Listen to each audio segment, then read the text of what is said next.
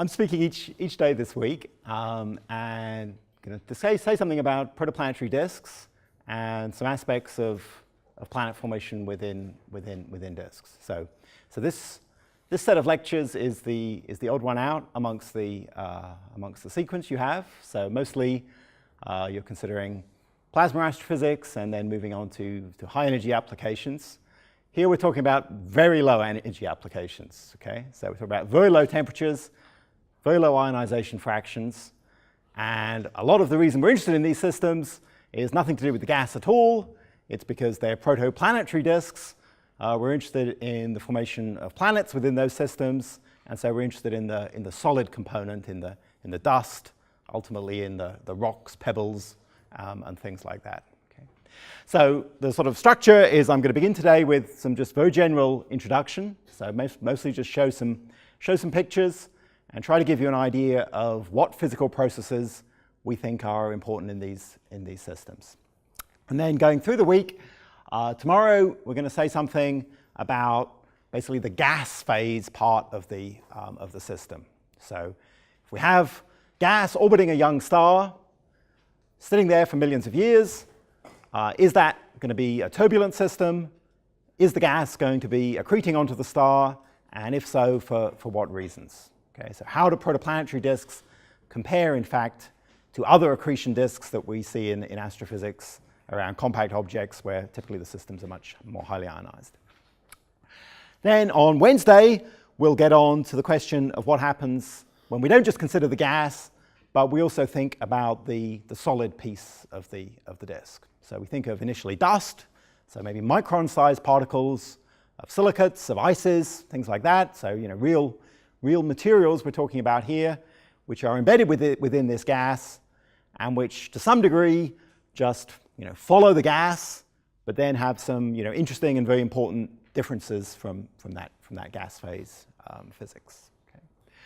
Then on Thursday, we'll sort of have a slight digression really, and talk about some other aspects of planet formation. So planet formation in total is a very large subject, so I'm not going to attempt to cover it in one lecture. What I want to say is a few topical areas that people are currently interested in, where maybe sort of simple theories break down. We'll say something about where the open questions are there.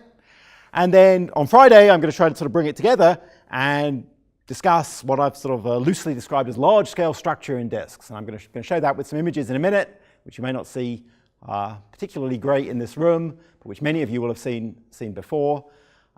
When we actually observe disks, we find that they don't appear to be nice smooth structures as they might be in the simplest theoretical models, but have a lot of extra structure on top of that. And for the moment, we don't really know where that structure is coming from, and I'll be discussing some of the hypotheses for that. Okay, so similar to what Matt was saying, certainly not going to cover everything I would in great detail during this week.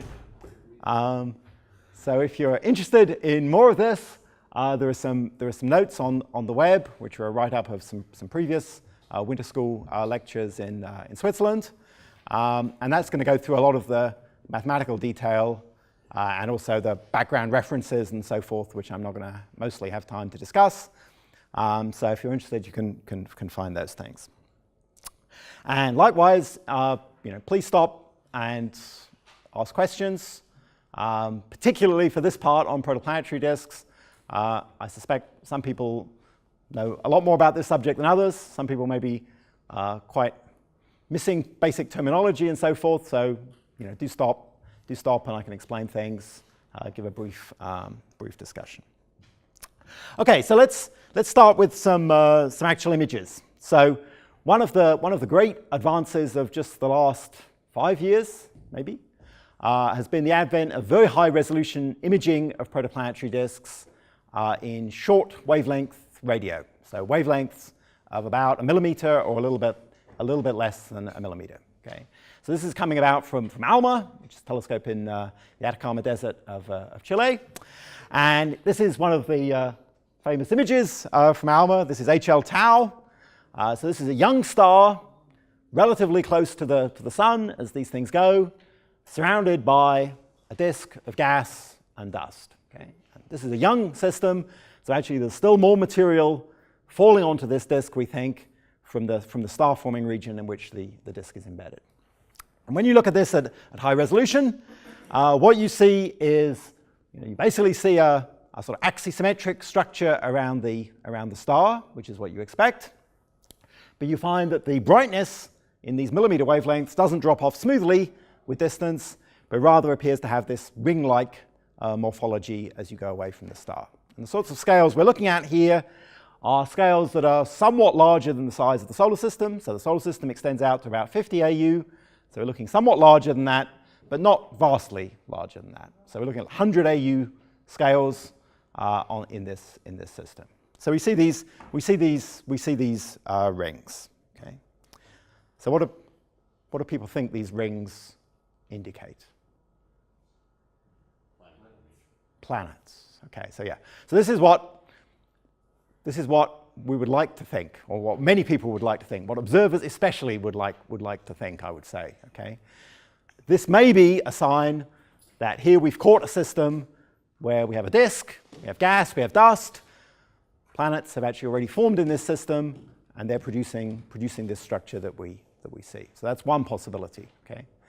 What we're going to discuss is that that's not the only possibility. Okay. But let's show some other examples. Here's some more systems again seen with ALMA.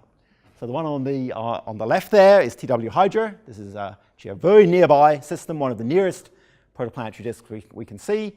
And when you look at that, what you see is something that looks rather like that HL Tau image that I showed before. It's a more face-on disk, but it also shows this ring-like structure. In basically what you're looking at here is the emission from dust grains with sizes of about 1 millimeter or thereabouts. Okay. But then on the right, you have a different system, Elias 227. This is a system which doesn't appear to be axisymmetric. It appears to have a two-armed spiral morphology when you sort of subtract away the basic fall-off in brightness as you go away from the star.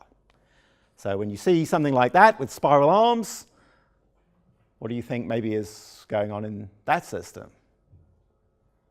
Suggestions? Different velocities. So we must have some kind of deviation there from sort of a simple Keplerian flow, right? What might be causing that? Density waves. So yeah, so this might be a system, sort of some sense of analogous to a spiral galaxy, right? It might be something like that, where basically the gravity of the gas itself is somehow stirring up waves within the disk. Might also be that we have planets or companions in this system which are producing this kind of structure. Okay. And then here's a third system, MWC 758. On the left here, you see this radio image, this millimeter image. So looking at basically dust emission from maybe millimeter-sized particles. On the right, you see a different kind of image taken with high-resolution imaging from the ground in, let's say, near-infrared wavelengths. Okay, so there you're looking not at maybe millimeter-sized particles of dust. You're looking at much smaller dust grains, maybe micron-sized dust grains. Okay, but both of these images, show a lot of structure. On the millimeter image, you sort of see, let's say, a clump or several clumps of this emission. In the optical image, or the near short wavelength image, you instead see sort of quite prominent spiral structure. Okay? And I could ask you again what you think is going on with this system, but basically the answers, or the possible answers, are just the same, right? We could be seeing planets or the consequences of planets here, or we could be seeing some kind of hydrodynamic disturbances which have been created in this system from some other reason, and which are maybe concentrating the dust in some places, or creating maybe changes in the thickness of the disk, so on and so forth. Okay. So this is one of the big current questions of sort of research in this field. These images are new; they're still being new images of this kind are still being taken, and in particular, large samples of disks, which are sort of selected in a less biased way or in an unbiased way, are only really becoming available, let's say, this year or in the last year or so. So we don't really know how common these kind of structures are. Are they really present in every disk if we look closely enough? Or have we been lucky in picking the most interesting disks to look at first? But the question is basically, what are we seeing? Are we seeing the outcome of planet formation? In which case, of course, that's saying that planets, perhaps quite massive ones, have formed in all of these systems at quite early times. Or are we seeing some aspects of disk physics that perhaps are very important for planet formation, perhaps are prerequisites for building planets in these systems? Okay.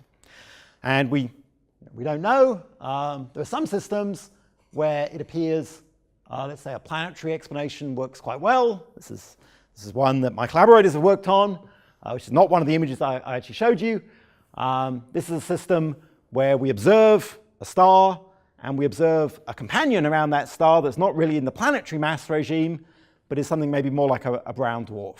Okay? And the brown dwarf is orbiting with an orbit that's actually inclined to the plane of the gas disk in the system at large radius.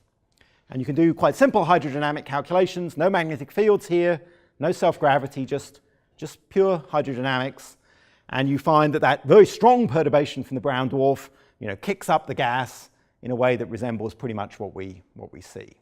So there are some systems where we see sort of complicated dynamics, which very probably is caused by companions, but maybe that's not the whole story. Okay? So we'll sort of get through, as we go through the week, both discussing how we might make some of those structures without producing planets, and then also why, if those structures that we've seen in these ALMA images are due to planets, it would actually be quite a surprise from the point of view of planet formation theory. So that's sort of going to be the large-scale motivation for quite a bit of what I want to say. But let's start with much simpler things and think about how we might understand, just at basic level, the structure of protoplanetary disks. Okay? And the basic sort of way of thinking about this is in terms of timescales. Okay? So we're imagining a disk of gas and dust, which is orbiting around a star which is basically already formed, so it's accreted most of its mass in an earlier phase of star formation. And observationally, we know that those disks last for several millions of years. Okay? So at 1 AU, at the distance, Earth-Sun distance, we're thinking of several million orbits of the gas around the star. Towards the outer part of the disk, maybe out at 100 AU, so the orbital period there is going to be 1,000 years, we're thinking of several thousands of orbits. Okay? So the material is living for a long time compared to the dynamical timescale. And it's also living for a long time compared to, for example, the sound crossing timescale of the system. So we expect that protoplanetary disks are sort of basically quasi-equilibrium structures. So the forces must be in quite good balance so that the gas is not just falling onto the star. You can think of that, of course, in terms of basically conservation of angular momentum.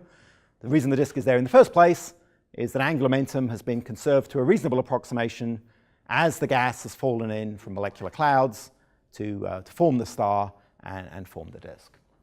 So we have systems which are basically in hydrostatic equilibrium. So discuss that in a little bit more detail. And then there's some other equilibria which are not exactly satisfied, of course, but which are also reasonable approximations. So one is thermal equilibrium. So if we consider parts of the disk, in most cases, the material is not bodily heating up or cooling down over interesting short timescales. Okay? That might not be true in every case. If we have a disk that has a warp, for example, then as the gas is orbiting the star, it might be going from a shadowed region to a sunlit region on an orbital timescale. Okay? So that would be a circumstance where sort of thermal equilibrium would not be true. There would be like a predominant cycle in the heating and cooling processes. But if we don't have such complicated circumstances, thermal equilibrium is a good approximation. And likewise, ionization equilibrium is not always going to be true, but again is often going to be a useful approximation. So there's going to be ionization processes, there's going to be recombination processes, and roughly speaking, those are going to locally be in balance. Now, what is not often in balance is chemical processes. And we're not going to say very much about chemistry, mostly because I'm not a chemist, and also because chemistry in protoplanetary disks is particularly complicated and difficult. It's important, but it's a very complicated and detailed subject of research in its own right. But it is the case that the material is very cold, it's very low density, and so even on million-year timescales, some chemical reactions will not come into equilibrium. Okay, so if you're interested in aspects of planet formation or, say, the accretion of gas by planets where chemistry really matters, so if you're interested, for example, in thinking about the ratios of elements in the atmospheres of extrasolar planets, then these kind of questions of how the chemistry is behaving take center stage. So this is just an observational plot to show you what I was just mentioning, the lifetime of disks. We can measure that in a simple-minded way, at least, by looking at a bunch of young clusters, different distances from the sun, which span ranges of ages from less than 1 million years up to maybe tens of millions of years old. And we can detect the presence of protoplanetary disks around the stars in those clusters by looking for infrared excess over and above the infrared emission that's produced by the stellar photosphere. So we look at, say, K-band at about 2 microns. And you just take an image of the cluster, a simple-minded way at least, and count up what fraction of the stars in that cluster show this infrared excess, indicating that there is optically thick dust surrounding the star. And what you do when you do that, is you find that for the youngest clusters, so for things that are less than 1 million years, a very large fraction of the stars that you see in those clusters have infrared excesses indicating that they have disks around them. But then as you go to ages of a few million years, that fraction drops to sort of 50% or less than 50%, and by the time you get to about 10 million years, almost no stars have those excesses present anymore. So we infer that these disks are lasting for a few million years, and after that period, they're being dispersed, they're being lost. Probably what's going on there is that the gas is being heated up by the radiation from the central star. It's becoming hot enough to be gravitationally unbound, and it's flowing away from the system in some kind of wind. Okay, so what's going on within these disks? So the first thing we can consider, the most basic thing, is the vertical structure of the disk, whereby vertical we mean we have the star, we imagine the disk is in the equatorial plane, the z equals 0 plane, and then we're going to consider the density structure of the disk as we go away from z equals 0 towards, if you like, the disk atmosphere on both sides of the disk. And we've already said that because the disk is living for a long time, we expect it to be a reasonable approximation that the disk should be in hydrostatic equilibrium, that the gravitational force towards the midplane of the disk should be balanced by a pressure gradient in the opposite direction. Okay? So that's what's being indicated here. You have the star. We're at some distance r away from the star in the midplane of the disk, and we're at height z above the midplane. So we have a gravitational force, a component of gravity from the central star, which is acting downwards towards the disk midplane, and then that's going to have to be balanced by a pressure gradient dp dz away from the disk midplane. And this is a simple exercise to work out. So you have the equation of hydrostatic equilibrium there. dp dz is minus rho gz, where gz is the vertical component of gravity. That's written there on the right. And if you make some simple assumptions, let's say the gas is isothermal, so we can write the pressure as the density times the sound speed squared. And we assume that the disk is relatively thin, so z is much smaller than the distance from the central star. Then we can write the vertical component of gravity as being just omega squared z, where omega is the Keplerian frequency of rotation around the star. Okay. So then what we're going to end up with here, as you can see, is quite a simple differential equation. So dp dz is going to become cs squared d rho dz, since the sound speed is a constant, under the assumption that the disk is isothermal. And then on the right-hand side, we're going to have minus rho omega squared, which is just constant at a particular radius, times z. Okay? So if you sort of do that in your head, we're going to have basically d rho over rho on the left-hand side, this bunch of constants, times z minus z on the right-hand side. So this is a very simple model for a protoplanetary disk. It's not actually such a bad model if you're in the regime where the disk is being heated by starlight, which is impinging on the upper and lower surfaces of the disk. So if you imagine you're at some radius where the thermal balance of the disk is being dominated by stellar irradiation, then you're heating the top and bottom surfaces of the disk, and then the inner part of the disk is going to want to come into thermal equilibrium with basically a constant temperature. Okay? So it won't be such a bad first approximation. Okay, so you write down that little differential equation and you solve it, and what you find is that the density profile should be Gaussian in that vertical direction. Okay?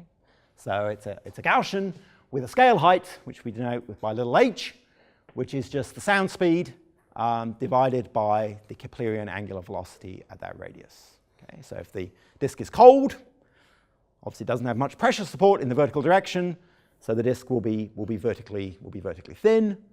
If the disk is hotter, it'll have more pressure gradient in the vertical direction. It'll be a puffed up structure. Okay? And you can integrate that. Quantity we often are interested in is the surface density, denoted by sigma, which is just that vertical integral of the density, and that can allow us then to write a relationship between the midplane density rho 0, the surface density, and the disk scale height h, which just has this simple form. Okay. So that's just some sort of simple approximations. Maybe what's more important is just sort of the orders of magnitude of things that we're thinking about. Okay. So when we think about protoplanetary disks, if we're imagining the terrestrial planet forming region, so at about 1 AU from the star, a reasonable assumption might be that the ratio of the thickness of the disk to the distance from the star, so that's h over r, is going to be maybe a few percent. So the sorts of numbers people talk about are maybe 0.03 at 1 AU, maybe 0.05 or 0.1 even when you go further away from the star, 5, 10, 50, 100 AU. But numbers that are sort of about 0.1 or a little bit less than 0.1. So these are disks that are thin. They're not razor thin. So Saturn's rings, for example, are a different disk system that's a lot of interest. Those are really razor thin disk systems. But they're thin compared, for example, to the accretion flows we see in the galactic center, where this h over r is more a number of the order of unity. Okay. So thin, but not completely thin. In terms of just the mass densities, surface density at 1 AU might be of order 1,000 grams per square centimeter, dropping as we go further away. And so that gives us a midplane density of something like 10 to the minus 9, 10 to the minus 10 grams per cubic centimeter. Okay, so these are high density systems by comparison with many other astronomical systems, but obviously very low density compared to terrestrial systems. So this would be what we would describe as a vacuum, basically, if we had a terrestrial system, but it's high density compared to the interstellar medium, the molecular clouds that Matt was talking about earlier. And the sorts of sound speeds we're talking about, again, at 1 AU, we might be thinking of a number about 1 kilometer per second. Okay, so that's just orders of magnitude. And if you put those numbers together with an estimate of what the collision cross-section is, you find that we're dealing with mean free paths, again at sort of 1 AU scales, that are sort of the centimeter, tens of centimeter range. Okay, so small macroscopic dimensions, very small compared to the size of the system. Okay, so that's a simple model. We'll maybe say more about this later in the week. Why might that simple model be wrong? Well, one possibility is when we calculated that Gaussian profile, we assumed that the only component of gravity was the gravity from the central star. So the disk there was assumed to have no mass of its own. Okay, and that's obviously not true. Often the disk might have a mass of at least 1,000th that of the star, but it might also have a larger mass, 100th, even a 10th of the mass of the star. So you can ask, how much mass do you need in the disk itself so that its own gravity becomes competitive for the vertical structure of the disk? And that's a simple thing to work out. The answer turns out to be that if the ratio of the disk mass to the stellar mass is roughly speaking larger than the relative thickness, h over r, then you shouldn't be ignoring the disk self-gravity in calculating the vertical structure.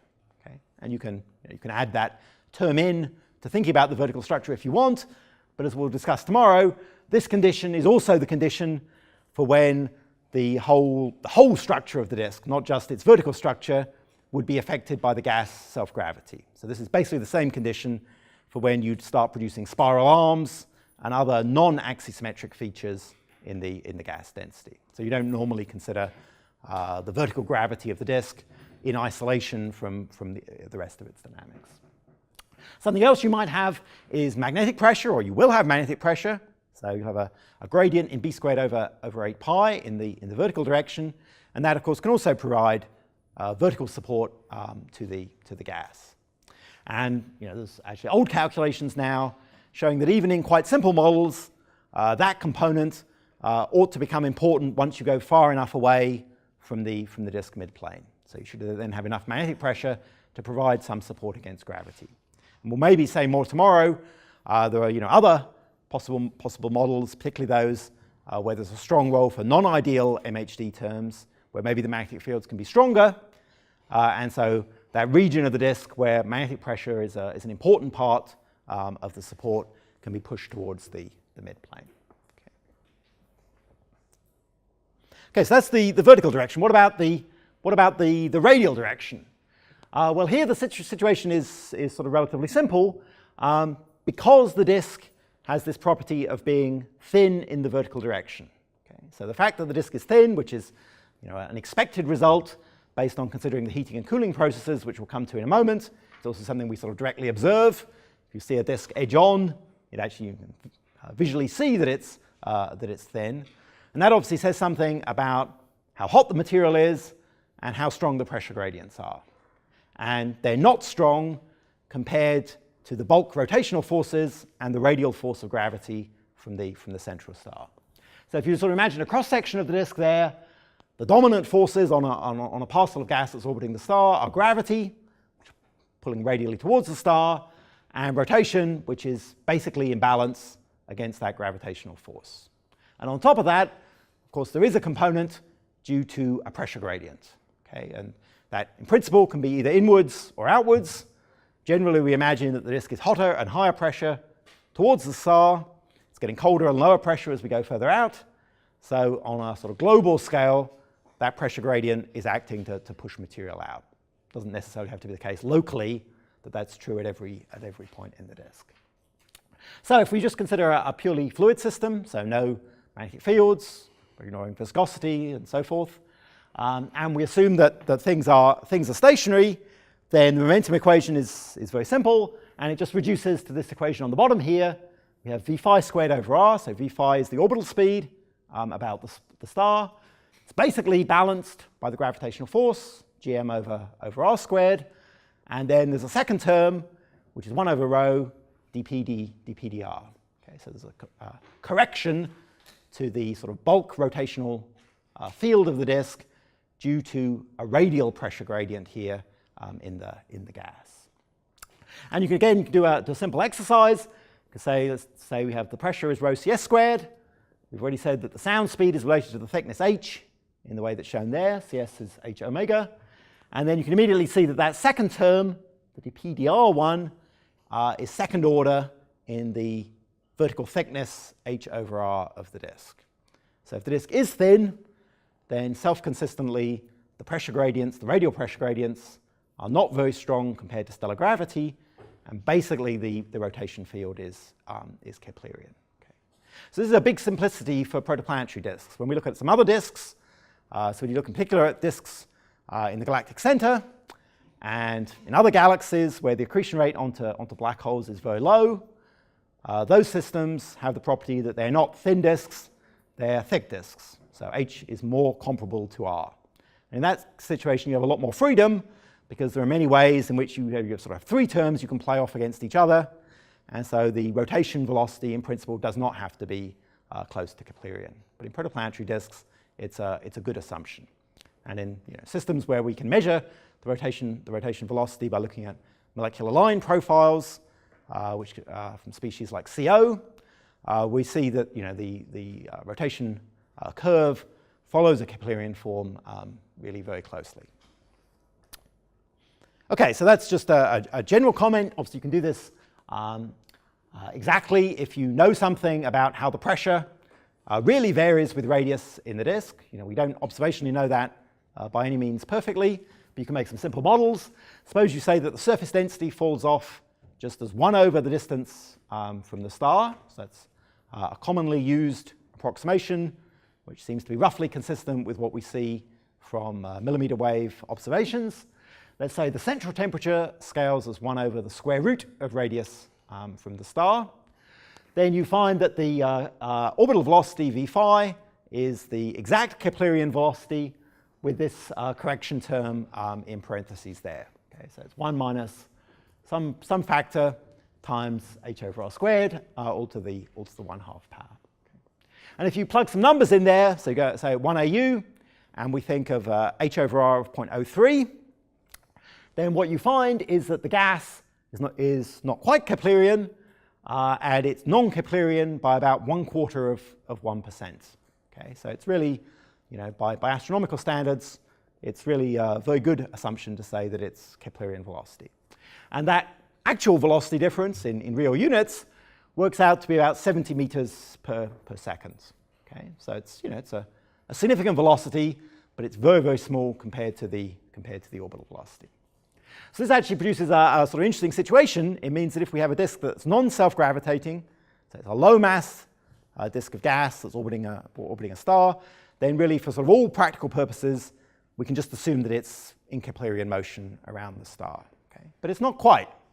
And when we discuss what's going on with solid material on Wednesday, it will turn out that this velocity difference, even though it's only a few tenths of a percent, is really a dominant velocity difference for understanding the dynamics of the solid material within the disk. Okay? And it can actually lead to whole new classes of instabilities when you start to consider solid material which is interacting aerodynamically with the gas in the disk. So it's an interesting situation where basically the disk is sort of like completely Keplerian. So if you just think about the gas, we ignore this few tenths of a percent. But then when you start to worry about how small solid particles interact with that gas, that difference is actually the main driver of the dynamics. Okay, so that would be the rotation profile in actually the midplane of the disk. What about if we go away from the midplane? Okay. Well, exactly what will happen there will depend really on how the temperature and the density profile of the disk behave with distance away from the star. But generically, at that same order, there will be a velocity shear in the vertical direction as well. So clearly, as you go away from the star, the angular velocity is going as r to the minus 3/2. Okay, so you have a strong velocity shear radially away from the star. Okay, if you go from the midplane at one radius and just go vertically in the disk, you also have a velocity shear. Okay, and it's a smaller velocity shear, but it's still present there. Okay, and tomorrow we'll discuss some aspects of that. This velocity shear, again, it's a small effect, but it might be an important effect for some kinds of fluid dynamic processes within the disk. Okay, and again, it's just a consequence of basically the system being in equilibrium because it's living for a very long time compared to the dynamical timescale or the sound crossing timescale, which would be important for establishing hydrostatic balance. Okay, so those are the situations we sort of commonly encounter. Okay, let's just mention for fun that of course there can be circumstances that are more complicated and more dramatic. Right, so suppose you have a disk around one star and it's in a binary system where the binary companion is not in the same plane as the disk. Okay, and you can imagine that circumstance could occur quite frequently because when the material collapses to form the binary stars in this case, the material that collapses to form the first star comes from a piece of this turbulent molecular cloud which has a different direction of angular momentum from the angular momentum on larger scales. So you form one star, disk around it in some plane, then later more material falls in, forms a second star, and that second star has an orbit which is inclined with respect to the disk around the first star. So if you have that kind of circumstance, then obviously you can have some strong dynamics going on as the gravitational perturbation from the binary exerts a torque on the disk around the first star. So you can produce some interesting dynamics where the disk is maybe warped, maybe it's eccentric as well. You can have some complicated setups there. How eccentric? So, in principle, it can be quite eccentric, but the sorts of numbers that we might be thinking about would be, a tenth or a couple of tenths. Okay. So, and I should say, we observe systems where we're pretty sure that the disk is warped, or in fact, we're certain that the disk is warped. Systems where we really see at least isolated disks that are eccentric, where we have kinematic evidence for eccentricity, I don't think there really are any of those.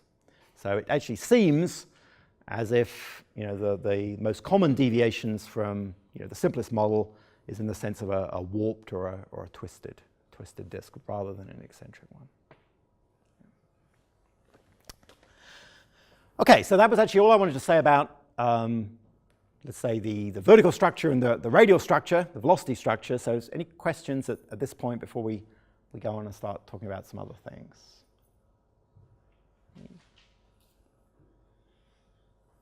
Anything? Okay. Okay, so what about the thermal physics? What about the temperature? Okay. So there's sort of two possible ways that this material might be heated. Okay. So the first possibility is that we have the central star there.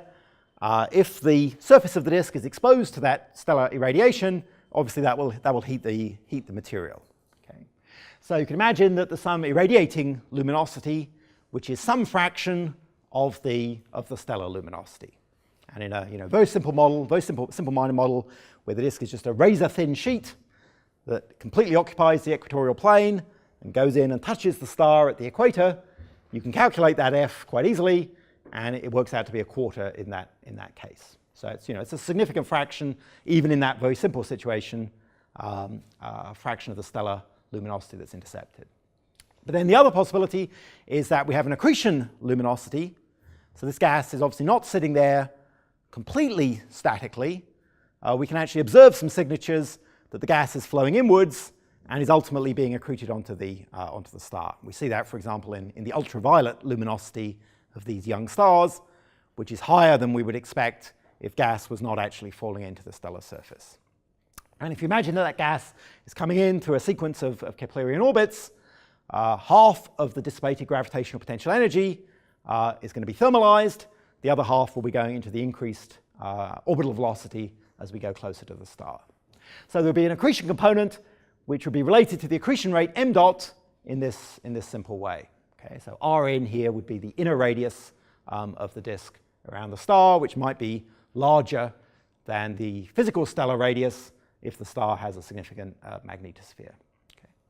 So you can just compare those two possible sources of heating, and what you find is that the accretion heating, sort of globally for the disk, will dominate if the accretion rate is something like 10 to the minus 7 solar masses per year or higher. Okay? And I've just sort of put some plausible numbers there for the parameters that enter that back of the envelope estimate.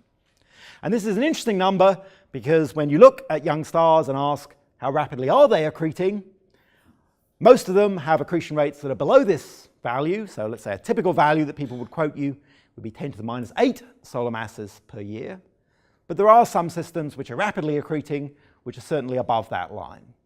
So you can't say that just one of these heating processes always dominates. It's more a case that at some times perhaps accretion will dominate, and at some times, later times, we would think stellar irradiation will dominate. And this is just a global estimate. You can also ask, how would things work close to the star or at large distances? And there you find that the importance of accretion heating is larger, of course, when you get close to the star because the gravitational potential is deeper there. So close to the star, the actual accretion luminosity is significant. Further away, the gas is is better considered to be just being passively heated by the stellar radiation. Okay. Now, how does this heating actually happen? Well, this is a more complicated thing. Okay, so the disk is mostly gas, right? So maybe let's say 99% of the mass of the disk, at least originally, would be in the form of gas, primarily hydrogen and helium.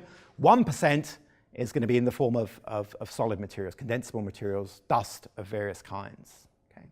But the dust, at least if it's small dust, has a much higher opacity per unit mass than the gas does. So if the starlight is shining in on the disk, most of the energy in the radiation field will be absorbed first by the dust rather than directly by the gas. So the sort of basic physical picture you have is that you have a slab of the disk. So let's imagine that the disk is flaring somewhat, so it sort of has a bowl-like shape. So it's actually exposed to the stellar irradiation.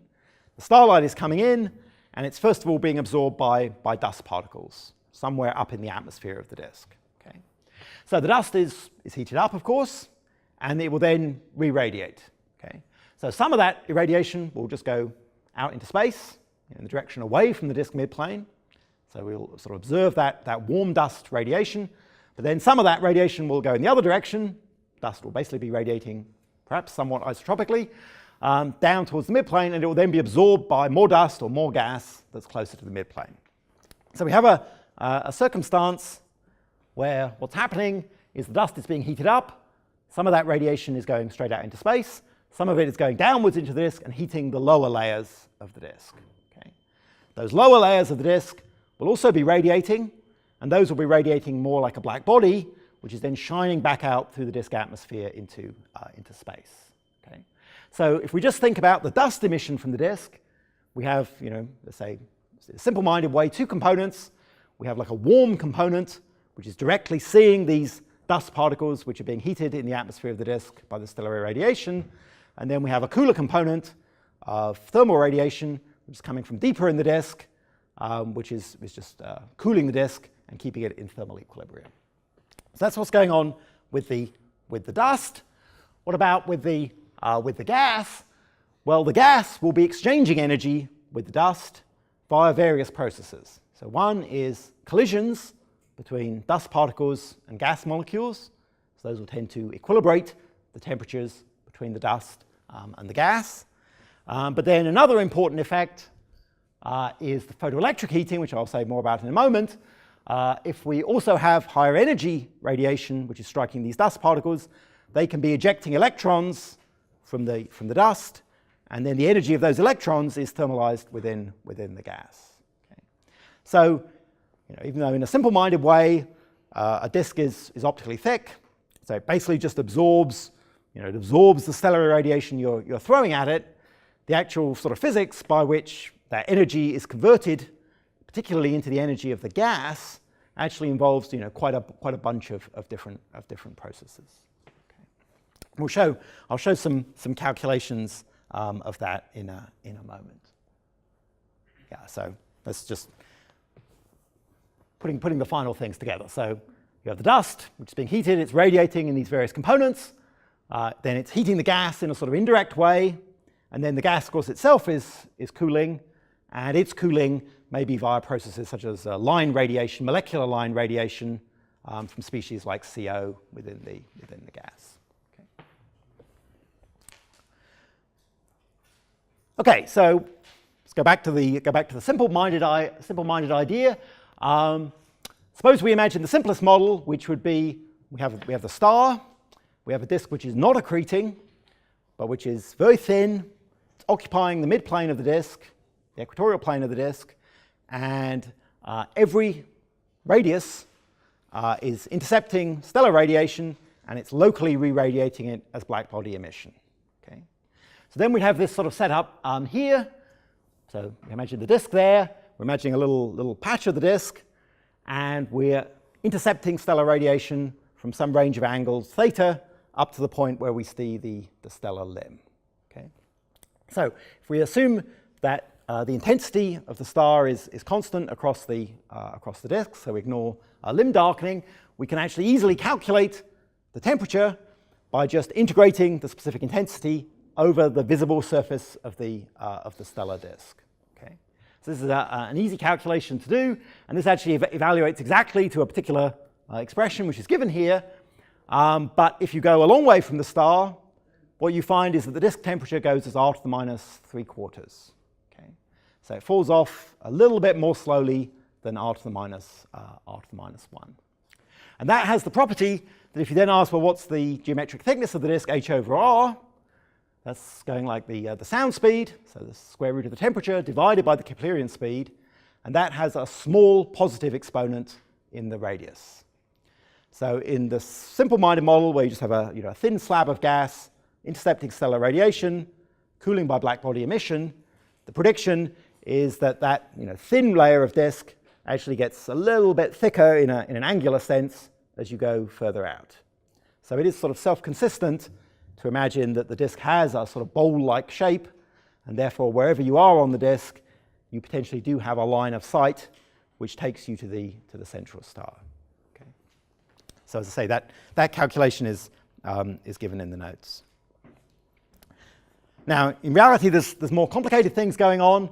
Because the disk flares, the geometry is not quite as simple as I was showing before. As you go further away, you actually sort of see more directly down to the central star than if you're close to the star.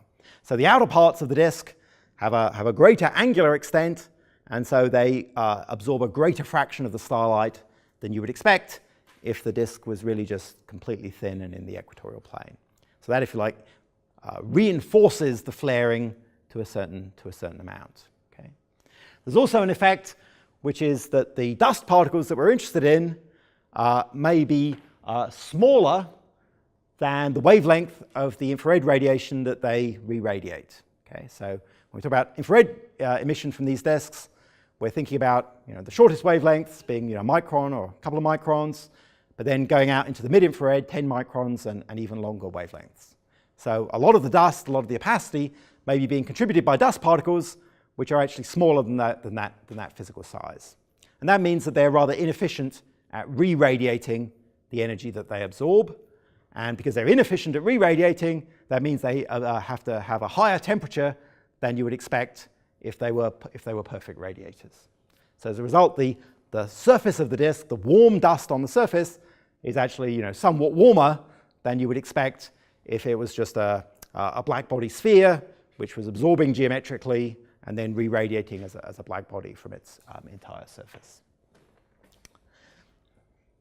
Okay, so there are some simple models there. I think we won't discuss these details, but you can make simple models of what that temperature structure should be. Okay, but let's go back to the gas temperature here and ask, well, how does that work? So as I was saying, there are these sort of two processes which are important for heating the gas. Okay, so one of them is just collisions between gas molecules and dust particles. Okay, so those will tend to equilibrate the temperatures. And generally speaking, if we go to near the midplane of the disk, the density of the gas will be high enough that those collisions are frequent enough that the temperature of the gas component and the temperature of the dust component will be closely equal. So if our main interest is in, let's say, planet formation, where we're mainly thinking about things that are going on near the midplane of the disk, then basically there's just one temperature which characterizes the whole system. It characterizes the dust and it characterizes the gas. However, if we go to lower density regions away from the midplane, remember the density is falling off, let's say, roughly as a Gaussian, eventually we'll get to a point where that equilibration timescale can be long, and potentially we can have quite different temperatures between the gas and the dust fluids. Okay. So we have that effect, and then we also have this effect of photoelectric heating. And the way that works is we imagine a dust particle that's now seeing ultraviolet radiation from the central star. So let's say we have a UV photon with 10 EVs worth of energy. If that photon hits that dust particle, most of the time it will simply be absorbed. The energy will simply be absorbed and heat up the dust. Okay? So maybe 90% of the time, that energy is just thermalized within the grain. However, 10% of the time, that energy will go to ejecting an electron from the dust, which will therefore become charged as a result, and that electron will go back into the gas and ultimately end up heating the gas. Okay? Now, of course, as the electron escapes the dust, there'll be some work done as it escapes, so there'll be some work function to escape the dust grain surface, but maybe, let's say, 5 EV of energy, if it's a 10 eV photon, will be left when it gets back in the gas. Okay? So if you sort of just multiply those numbers together, 10% of the time, half of the energy of the input photon goes into heating the gas. So you have like a 5% heating efficiency for this kind of UV photoelectric heating process. And that turns out, for sort of reasonable estimates for the UV luminosity, to be often an important heating source for the low density gas that's well away from the midplane. Okay. So that's how the gas will be being heated. And then, as I was saying, how will it be cooling? Well, most of the gas is hydrogen, but hydrogen is just a diatomic molecule with equal mass atoms. So the hydrogen molecule itself is a very inefficient radiator. So the hydrogen itself is not going to be cooling very efficiently. A lot of the cooling is going to be coming from, let's say, trace species within the gas, where the atoms in the molecule are not the same mass, and so we can get stronger radiation from those systems. So CO works out to be one of the most important of those, and that's typically a major coolant of this system. What about radiation from the central star in the gas? Why is that important? Well, so it is important, but it's sort of mostly coming from this indirect process. So mostly the opacity, right, depends of course on the dust being present and being well mixed with the gas. There's various assumptions I'm skirting over here, but if that is the case, then most of the opacity is in the dust, so the photons will immediately be being absorbed, let's say, by the dust. So they'll only be communicating to the gas sort of less directly in most cases. So the cooling will be from these molecular processes. It can also be via atomic fine structure lines, which is sort of characteristic of the ISM. Can viscous heating contribute to gas and dust temperature in disks? Yes. So in a place of the disk where the viscous heating is taking place, that will certainly be heating the gas. And that, let's say, we might imagine the simplest case. We might imagine that heating is more towards the midplane. And so it will be basically heating the whole system, the dust and the gas. Now, what will be different in that case is that in that case, the heating will be possibly towards the midplane. And so we'll need a temperature gradient to actually transport that energy towards the photosphere. So if we're dominated by stellar irradiation, we sort of expect there to be, let's say, roughly an isothermal structure near the midplane. Whereas if instead we have viscous heating, we'll have high temperature towards the midplane, and it'll be dropping off. In which cases it can play a role? So I would say roughly if the accretion rate is fairly high, so certainly if it's 10 to the minus 7 solar masses per year, and we're within, let's say, 1 AU, then certainly viscous heating will be strong. Okay? If we're out at 100 AU, then basically viscous heating will always be negligible. And there's obviously a large range, but in between there where both can be important.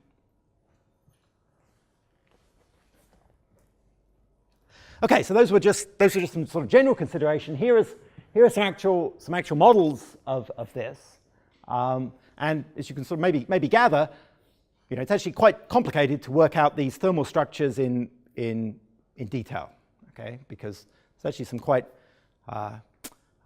detailed physics that's involved, which ultimately sort of couples back into what the population of the dust particles is like, and what different molecules you have there that can provide cooling processes and so forth. Okay, so there's some uncertainty there.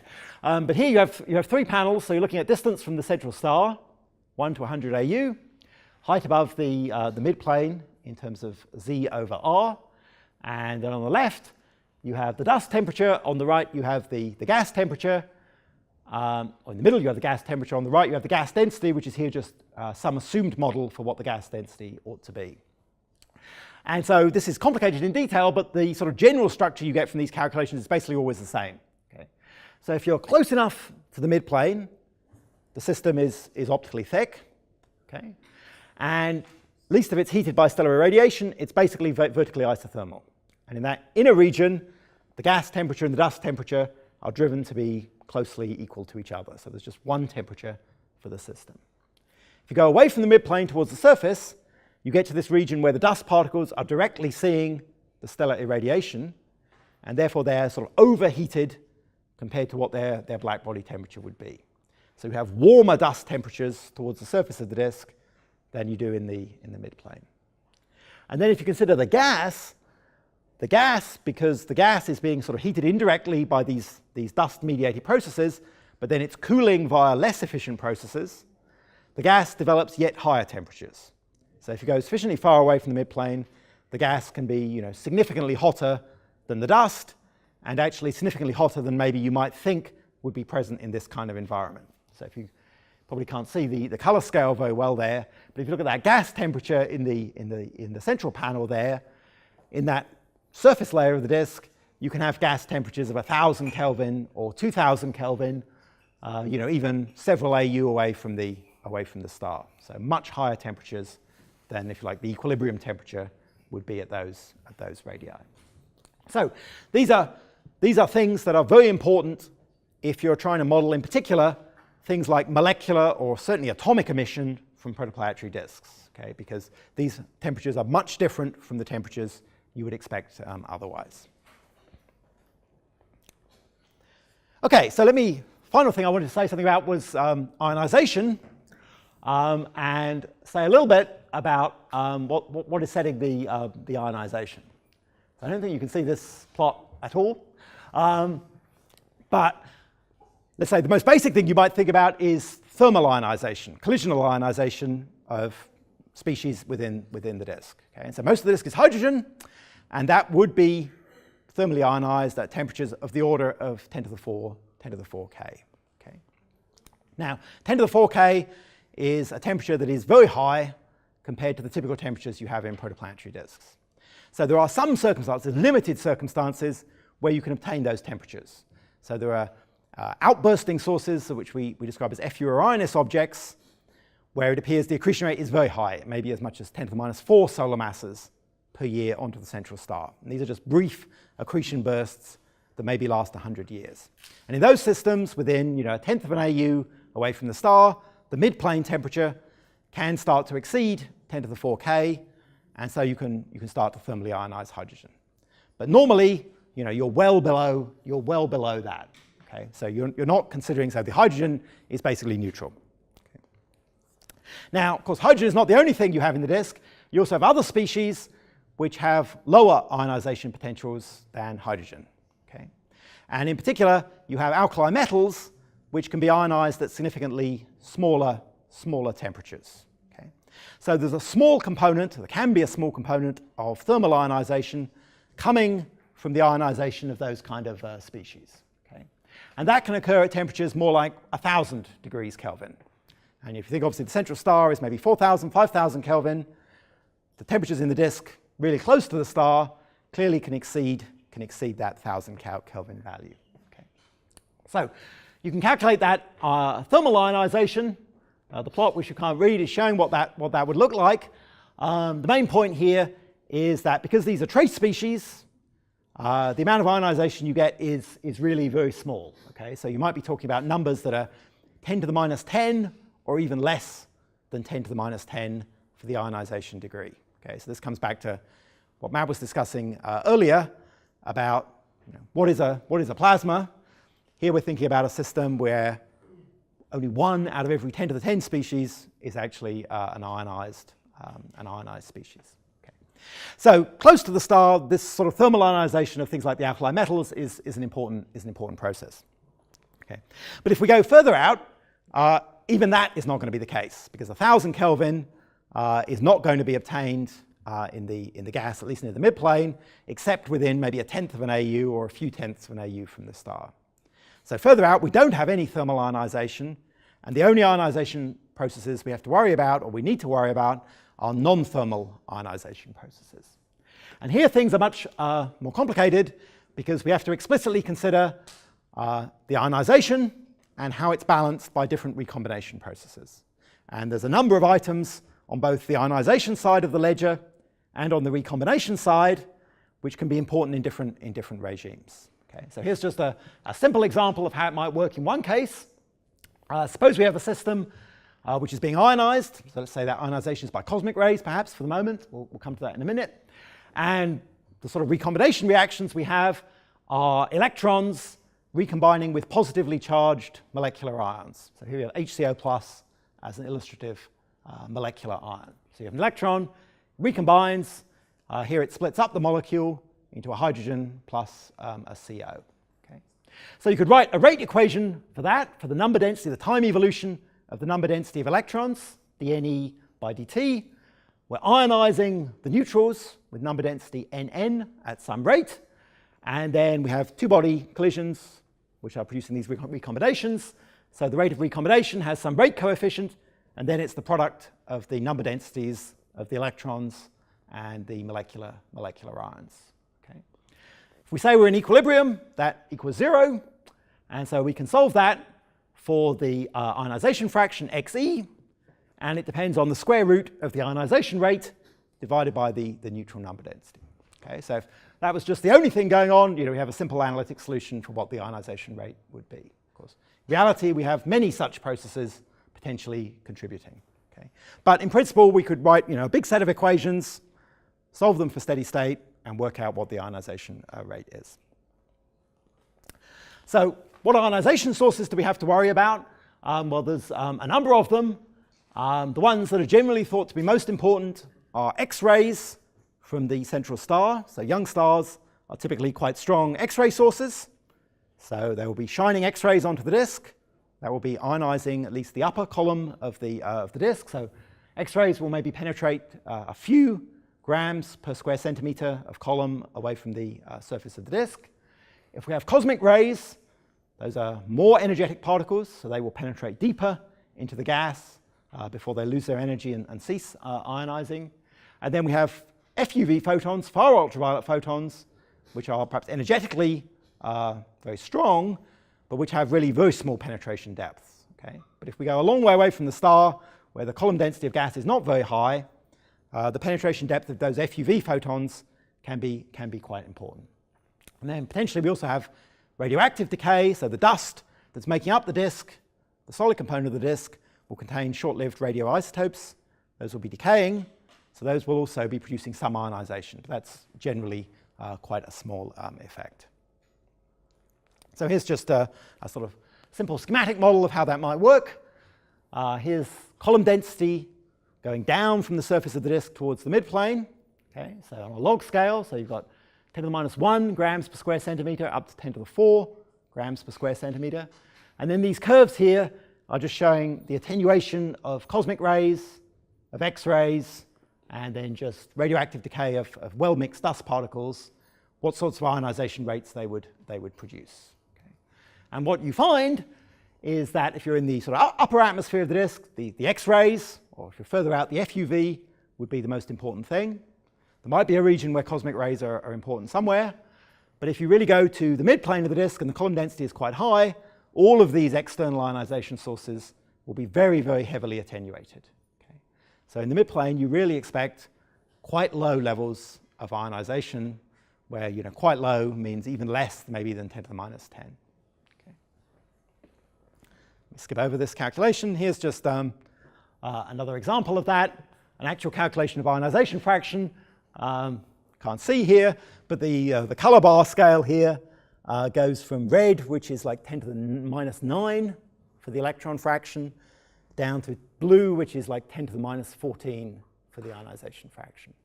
And so you can see that in the midplane, you're dealing with really very low levels of ionization. Skip over that. Let me just finish then with this slide. Go back to that image of HL tau. What sort of physical system are we really dealing with here when we're looking at one of these disks? And the points we've emphasized are some aspects that we think are in equilibrium, and so we can calculate something about them fairly accurately. So the fluid structure is in equilibrium, the thermal structure is also in equilibrium, and the whole thing is very weakly ionized. So when we think about MHD processes, it's the departures from ideal MHD which really take center stage in most places of the disk. It's mostly gas, but then we have solid particles within that gas which are coupled to the gas mostly by aerodynamic forces. That will be what we'll be talking about on Wednesday. And of course, some of these disks, we know planets that exist out there, extrasolar planets, they're very common. So, for sure, at least some of these disks, those solid particles must have gone beyond the dust size towards larger sizes. Okay? But we don't know how common that is. And then something we'll talk about tomorrow is whether these disks are turbulent. Presumably they're turbulent at some level. And from what we've said already, we've said that the viscous scale in these disks would be quite small. So if the disks are turbulent, the MHD processes involve dissipation potentially on quite large macroscopic scales, but the viscous processes are being dissipated on much smaller scales. So I will stop there.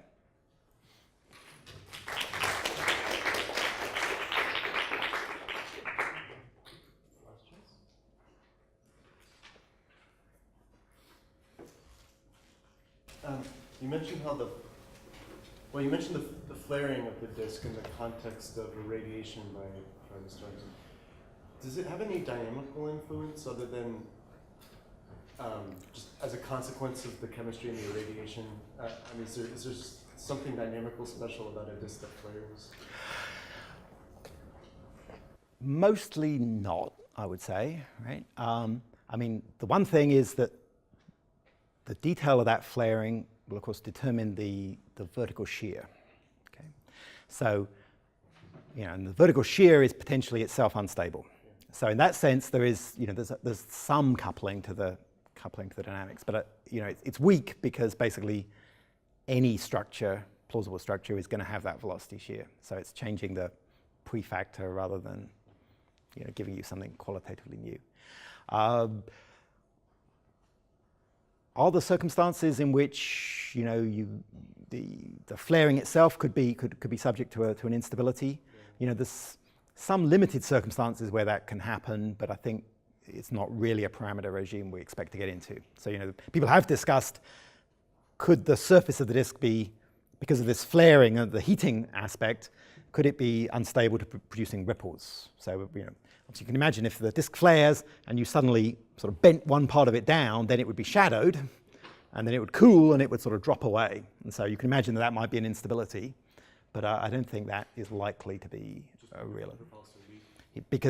Basically because the sound speed is only the square root of the temperature, and then the luminosity involves another 4 powers. So in the end, it's 1/8 power thing.